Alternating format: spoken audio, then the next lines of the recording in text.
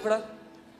But God is saying, प्रभु कह रहा है, my son, attend to my words. मेरे बेटे मेरे वचन को We ध्यान से say, सुन। God, you हम attend कहते to हैं- my words. हम कहते हैं प्रभु तू मेरे वचन को ध्यान से सुन। God is saying, you attend to my words. प्रभु कह रहे हैं, तू मेरे वचन Because को ध्यान if से you soon. had attended to my words, you would come out of this situation. कि अगर मेरे वचन को ध्यान से सुना तो इस परिस्थिति से बाहर आ जाओगे। Otherwise, in church, you will keep telling to this auntie and that uncle, and everybody knows how miserable your condition नहीं is, तो but it कलीसिया won't में- change it. नहीं तो कलीसिया में उस आंटी को उस अंकल को सबको ये बताते रहोगे आपकी परिस्थिति कितनी खराब, लेकिन वो बदलेगी नहीं। You don't need sympathy, you need the word. आपको सहानुभूति नहीं चाहिए, आपको वचन चाहिए।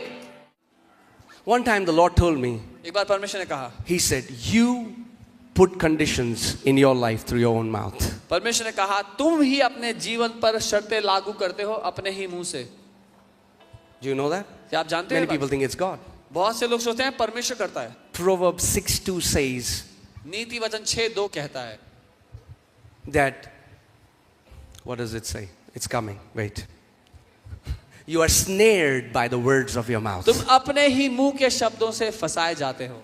What does, फंसाया जाना, फंदा। if you have fallen into a pit अगर आप एक गड्ढे में गिरे हो and you want to find the culprit, और उसका किस पे इल्जाम डालना है, ढूंढना चाहते हो? no, if you really want to find the culprit, अगर सच में ढूंढना चाहते हो, go कौन before गुनहगार the है? mirror.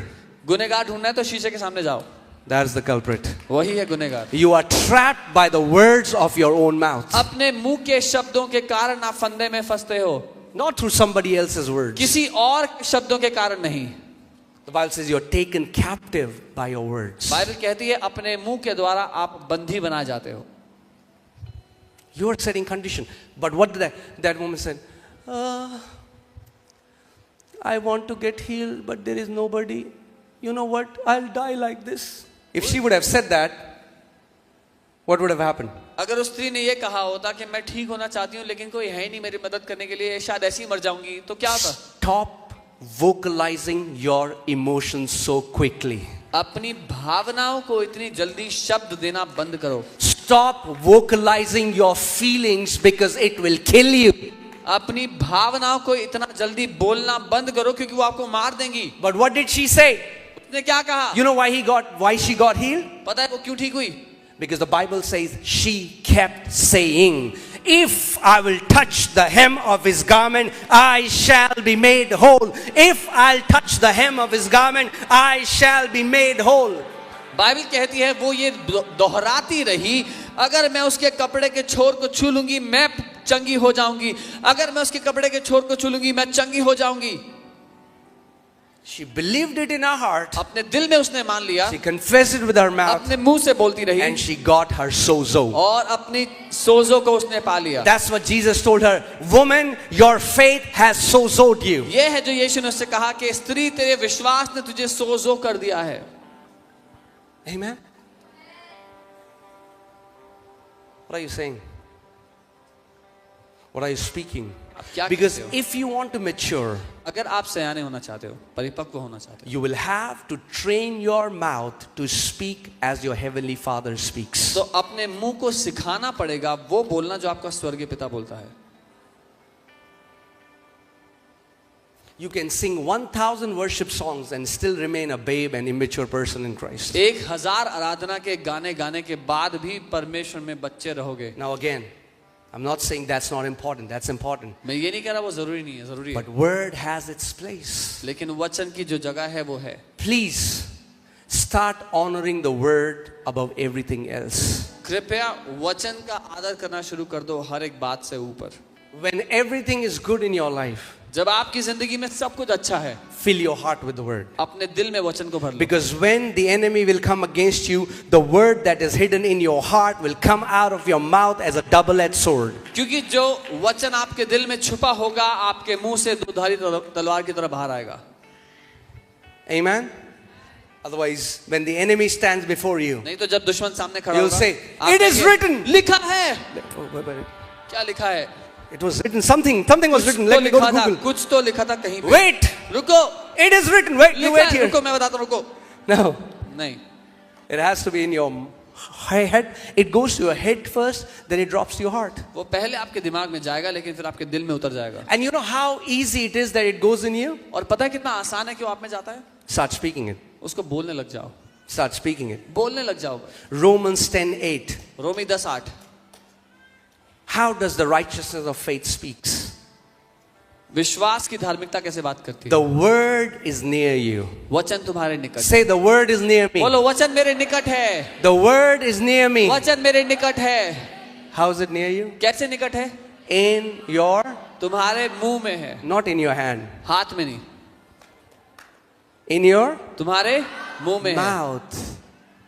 In your mouth and in your heart. That means the word is in your mouth first, then it drops to your heart. तुम्हारे मुंह में है और तुम्हारे दिल में है। इसका मतलब पहले वचन मुंह में उतरता है, तब दिल में उतरता है। Okay, now hear this. Are you ready? तैयार हो? When you confess it in the beginning phase, जब शुरुआत में आप वचन को बोलोगे, so there are 3 phases, if I can say, of 3 confession. पड़ाव है अगर मैं कहूँ अंगीकार के। Ready? Beginning phase. शुरुआती पड़ाव। Beginning phase, your confession isn't going to work शुरुआती पड़ाव में आपका अंगीकार काम नहीं करेगा, because it's not activated with God's power. क्योंकि उसमें परमेश्वर की सामर्थ्य शक्ति कार्यशील नहीं है। Because it's going from here to here क्योंकि अभी यहाँ से यहाँ जा रहा है in the beginning phase. शुरुआती पड़ाव। So like you start saying, by the stripes of Jesus I am healed. आप कहने लगते हो यीशु के कोड़े By the मारे से मैं stripes of चंगा हो Jesus गया। I am healed. I Yeshu thank के you, कोड़े Father, मारे by your से- stripes. धन्यवाद It's, पिता। it's where? कहाँ Here? है? To यहाँ here. से यहाँ है। But if you keep speaking, लेकिन अगर आप बोलते रहे, if you keep speaking, अगर because बोलते faith रहे। comes by, विश्वास कैसे आता है? Hearing. सुनने से। because the more you speak, the more you will hear. जितना बोलोगे उतना सुनोगे आप। That's the beginning phase. ये शुरुआती And पड़ाव है। as you continue in confession, that word drops to your heart. जब आप अंगीकार करते रहते हो तो वो वचन आपके दिल में उतर जाता है। That's phase 2. ये दूसरा पड़ाव है। When the word drops in your heart, its power is released. जब वचन आपके दिल में उतरता है तो उसकी शक्ति खुल जाती है आपके जीवन में। It's energized with God's power. परमेश्वर की शक्ति उसमें कार्यशील होती है। But still your situation stands the way it is. फिर भी आपकी परिस्थिति वैसी की वैसी है जैसे। Then level 3. फिर तीसरा पड़ाव। The phase 3 is तीसरा that पड़ाव energized word now, when it comes out of your mouth, is powerful to uproot every mountain, kill every cancer, destroy every evil work of the enemy that has been standing against you. वो कार्यशील वचन जो शक्तिशाली है, जब आपके मुंह से बाहर निकलता है तो वो ये शक्ति रखता है कि हर एक कैंसर, हर एक नकारात्मक परिस्थिति, हर एक बात जो आपके विरोध में आती है उसको नाश कर दे। That's where many people miss it. यहाँ पर बहुत से लोग चूक जाते In हैं। the first phase, they say, we tried it, Pastor, it doesn't work, Pastor. पहले पड़ाव में होते हैं और कहते हैं हमने कोशिश की, पास्टर काम वाम नहीं करता ये। The Bible says, hold fast your confession. Bible कहती है अपने मुंह के अंगीकारों को थामे रहो। That means don't give up when you don't see the things. Keep speaking the word. इसका मतलब हार मत मानो, जब बदलाव नहीं दिखता वचन बोलते रहो। Amen? It's not one thing. It's not, I've said it. एक बारी कहने नहीं, मैंने तो कहा था। No. नहीं। Okay. Now some people ask, how long should I say कुछ it? लोग कहेंगे कितनी देर तक बोलना पड़ेगा? As long as your mountain stands. जब तक आपका पहाड़ सामने टिका हुआ है। I don't know what your mountain is. मुझे नहीं पता आपका पहाड़ क्या है। It's a sore throat or it's a cancer. गला खराब है या कैंसर है, मुझे नहीं पता। I don't know what your mountain is. क्या है किसी का पहाड़? But how long will you speak it? पर कब तक बोलना पड़ेगा? As long as your mountain remains. जब तक पहाड़ सामने खड़ा है। Keep speaking बोलते the रहो, word. वचन को बोलते Because रहो। the thing is, बात ये है, even you will not realize when the word has gone from your head to your heart.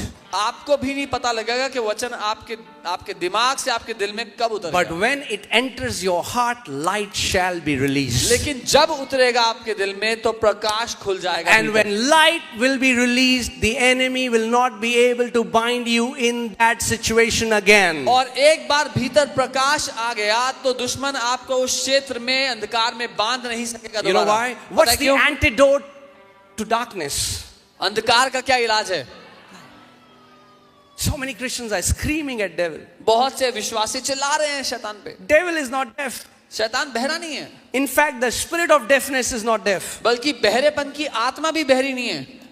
Jesus spoke to the spirit of deafness. यीशु ने बहरेपन की आत्मा से बात की। Say, turn on the light. बोलो लाइट ऑन कर लो। Say, neighbor, come on, turn to your neighbor. Say, neighbor, बोलो पड़ोसी turn on the light. Light on कर लो।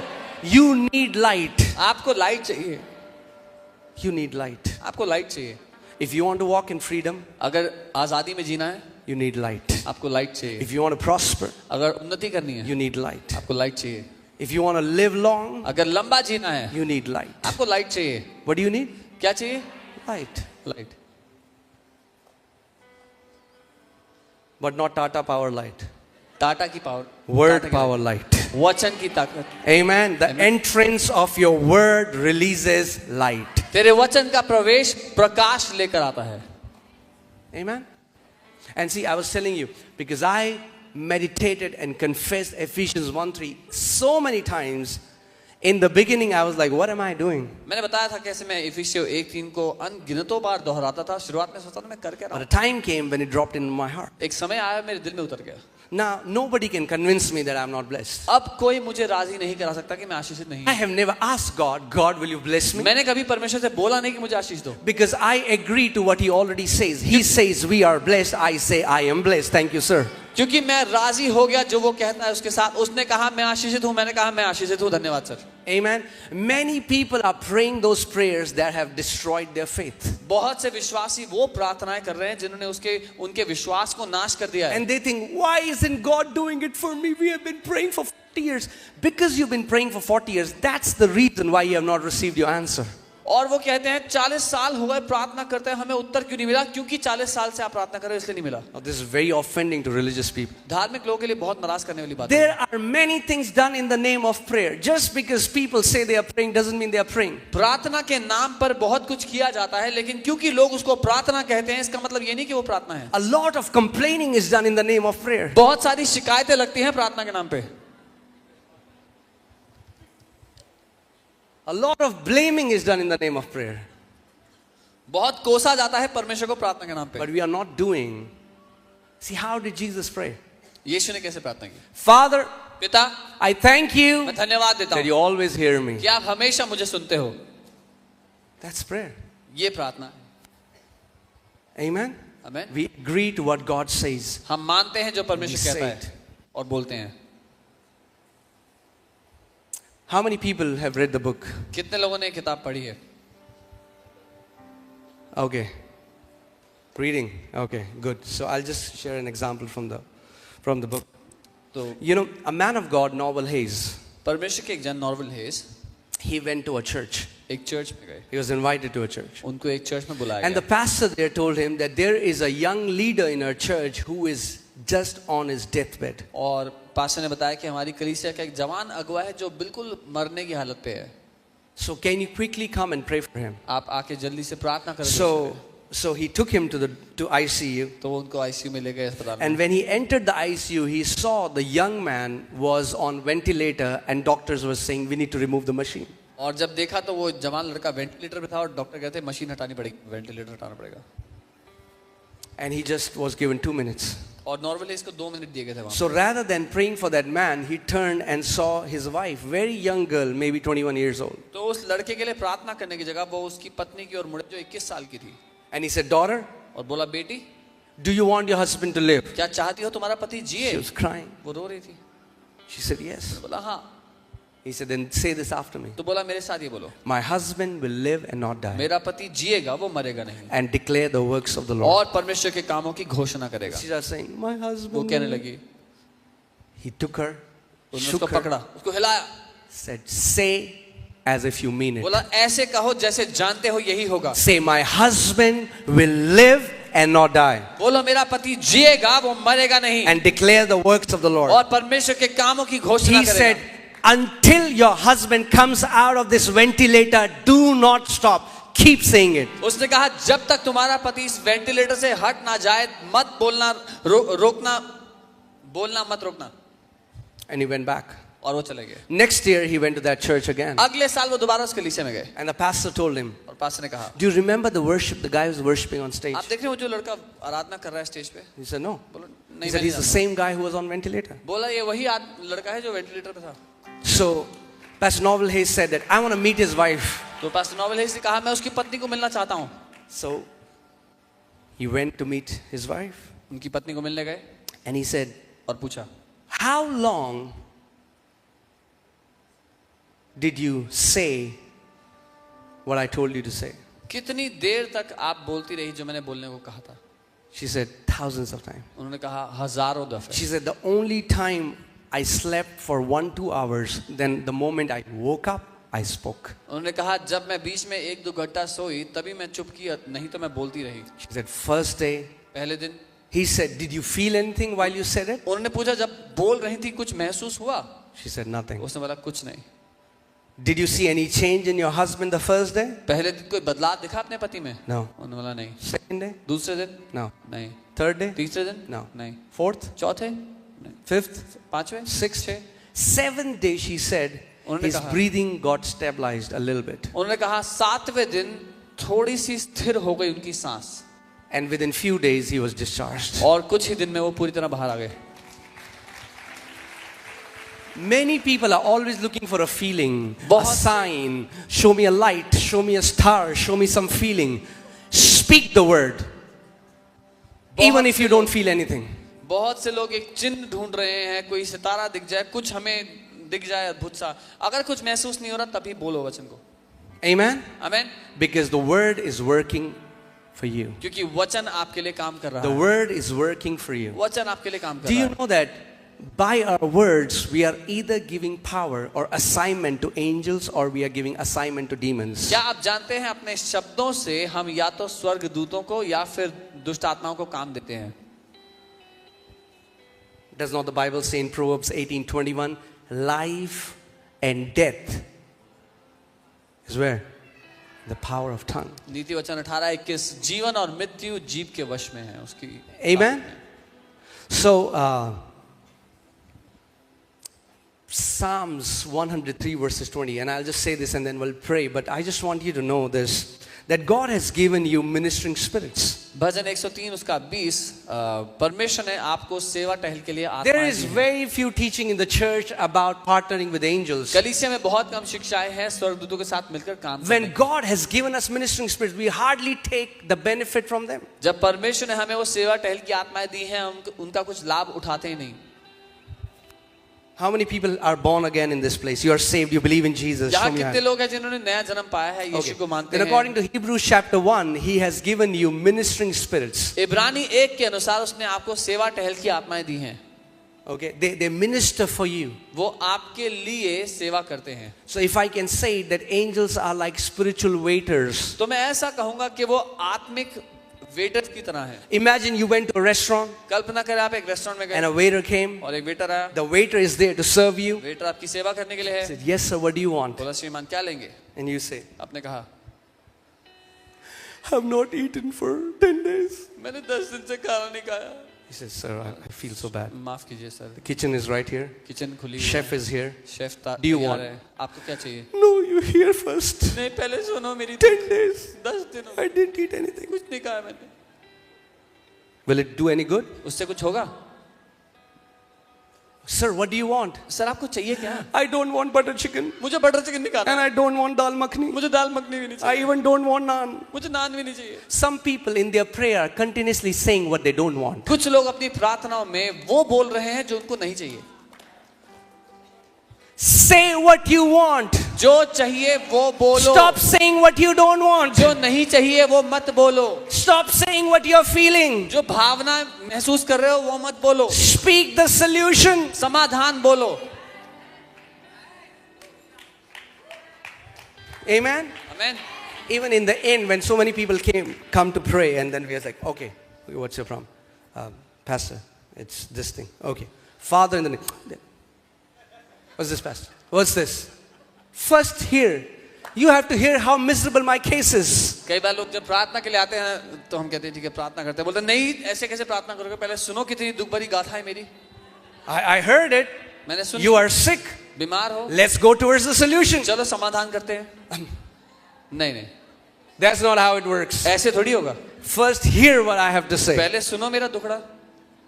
But God is saying, प्रभु कह रहा है my son, attend to my words. मेरे बेटे मेरे वचन को We ध्यान से say, सुन. God, you हम attend कहते to हैं- my words. हम कहते हैं प्रभु तू मेरे वचन को ध्यान से सुन. God is saying, you attend to my words. प्रभु कह रहे हैं तू मेरे Because वचन को ध्यान if से you soon. had attended to my words, you would come out of this situation. कि अगर मेरे वचन को ध्यान से सुना तो इस परिस्थिति से बाहर आ जाओगे. Otherwise, in church, you will keep telling to this auntie and that uncle, and everybody knows how miserable your condition नहीं is, तो but it कलीसिया won't में- change it. नहीं तो कलीसिया में उस आंटी को उस अंकल को सबको ये बताते रहोगे आपकी परिस्थिति कितनी खराब, लेकिन वो बदलेगी नहीं. You don't need sympathy, you need the word. आपको सहानुभूति नहीं चाहिए, आपको वचन चाहिए. Amen. Say, I don't need sympathy. बोले मुझे सहानुभूति नहीं चाहिए. I was in the sick, nobody called me. मैं बीमार था, किसी का कॉल नहीं आया. You had the phone, you would have called and said, pray for me. Phone था आपके पास, कॉल करके बोलते प्रार्थना करो मेरे लिए. The enemy has bound people with such trivial things, दुश्मन ने लोगों को ऐसी मूर्खता भरी बातों से बांध कर रखा हुआ है. offenses for no reason, बिना मतलब के नाराज हैं लोग, because they are seeking sympathy, क्योंकि उनको सहानुभूति चाहिए किसी की, because they are seeking the arm of a man क्योंकि वो मनुष्य की बाजू तलाश रहे हैं or a woman. या किसी महिला की कि कंधा मिल जाए. The only way we'll come out of a situation is not through the arm of a man, but through the arm of God. एक ही तरीके से हम अपनी परिस्थिति से बाहर आएंगे और वो मनुष्य की बाजू नहीं है, वो परमेश्वर की बाजू है, उसका भुजबल है. Amen. When me and Monu were suffering and struggling financially, I never went to a man, but I went to the Word. And because I went to the Word, I got a lasting deliverance. जब pastor के द्वारा pastor Monika आर्थिक समस्याओं में थे, वो किसी इंसान के पास नहीं गए, वो वचन के पास गए.